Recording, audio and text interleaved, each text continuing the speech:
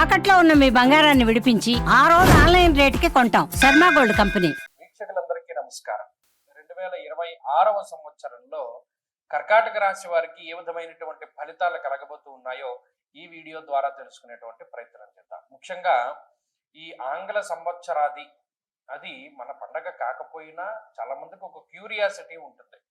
అంటే మన కొత్త సంవత్సరం వచ్చింది క్యాలెండర్లో, మరి అది ఎలా ఉంటుంది ఏంటి అనేటువంటి విషయాలు అందరూ అడుగుతారు. అయితే ఇందులో కొంతమంది అతిశయోక్తి, వీళ్ళకి రాజపూజ్యం ఇంత, ఆదాయం ఇంత, వీళ్ళకి వ్యయం ఇంత, లేకపోతేనేమో ఇవి ఇవి అసలు సంబంధం లేని విషయాలు. ఇవి జ్యోతిష్యాన్ని భ్రష్టు పట్టిస్తూ ఇక మనకి ఒక మాధ్యమం ఉంది కదా, మనం ఏం చెప్పినా చెల్లుతుంది అనేటువంటి విధానంలో కొంతమంది ఉన్నారు. వారిని కూడా మీరు నిలదీయాలి. ఎందుకంటే అనవసరంగా ఈ రాజపూజ్య అవమానాలు, ఆదాయ వ్యయాలు అన్నవి దీనికి అన్వయం కానటువంటి వాటిని తీసుకొచ్చి ఇప్పుడు చూడండి, అనేక రకాల జ్యోతిష విషయాలను పాడు చేసి ప్రజలను భయభ్రాంతులను చేసి అసలు జ్యోతిషానికి అసలు గోచారం చెప్తూ రాశికి చెప్పవలసిన ఫలితాలు లగ్నానికి చెప్తూ అసలు దాన్నే పూర్తి సర్వనాశనం చేసినటువంటి ఈ రోజుల్లో ఇంకా మరలా ఈ నూతన ఆంగ్ల సంవత్సరానికి కూడా ఆదాయ వ్యయాలు పెడుతూ ఉన్నారు. కాబట్టి మీరు ఖండించండి. ఇక మన విషయంలోకి వస్తే కర్కాటక రాశి వారికి అసలు ఈ దీర్ఘ సంచార గ్రహాల్లో ఏ గ్రహాలు అనుకూలంగా ఉన్నాయి అంటే, ఈ సంవత్సరం మొత్తం రాహు అష్టమ స్థానంలోనే ఉంటారు. మంచి విషయం ఏంటంటే మాసార్థత కుజ రాహోశ్చ అష్టాదశైవ అంటే 18 నెలలు సంవత్సరంన్నర పాటు ఒక రాశిలో సంచరించేటువంటి రాహువు ఈ సంవత్సరం చివరిలో అంటే డిసెంబర్ నెలలో 8వ స్థానాన్ని వదిలిపెట్టి 7వ స్థానంలోకి వచ్చేస్తున్నారు. ఇక్కడ చాలా మంది పొరబడేటువంటి అంశం ఏంటంటే రాహువుకి వేరే ఫలితం, కేతువుకి వేరే ఫలితం ఉంటుంది అనుకుంటారు. గోచారంలో రాహుకేతువులకి ఒకటే ఫలితం చెప్పారు. ఇది కూడా మీరు గమనించాలి.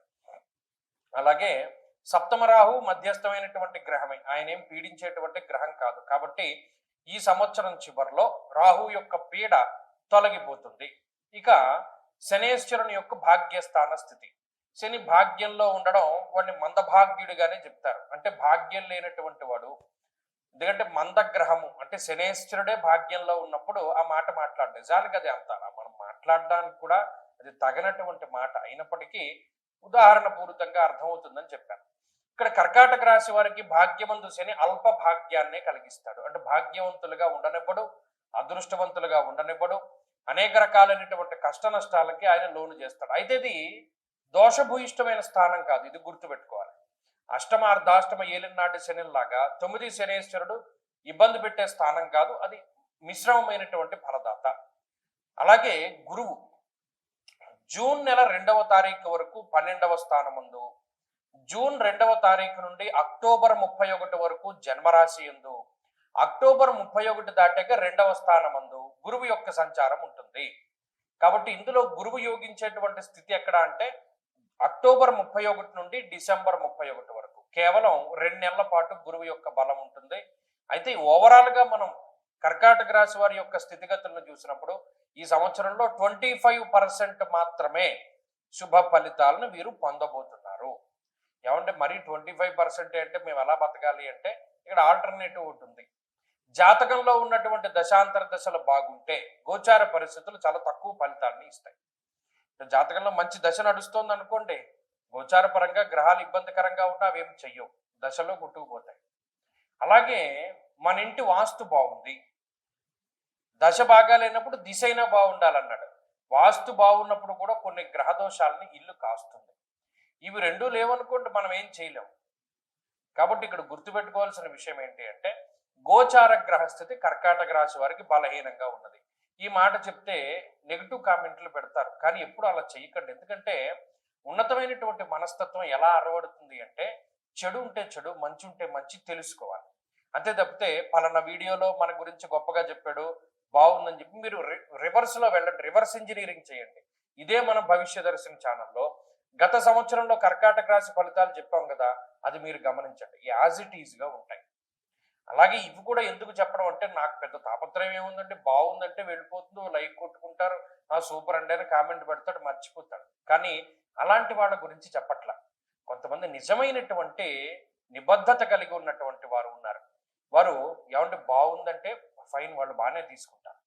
బాగా లేకపోతే కొంతమంది జాగ్రత్తగా పరిశీలన చేసి జాగ్రత్త పడేటువంటి జాగ్రత్త పరులు కూడా ఉన్నారు. వారి కోసమే చెప్తున్నాను. కాబట్టి ఇక్కడ 25% ఫలితమే దొరికింది. సరే, దీన్ని ఎలా పెంచుకోవాలి అనేటువంటి విషయాలు నేను చివరిలో చెప్తాను.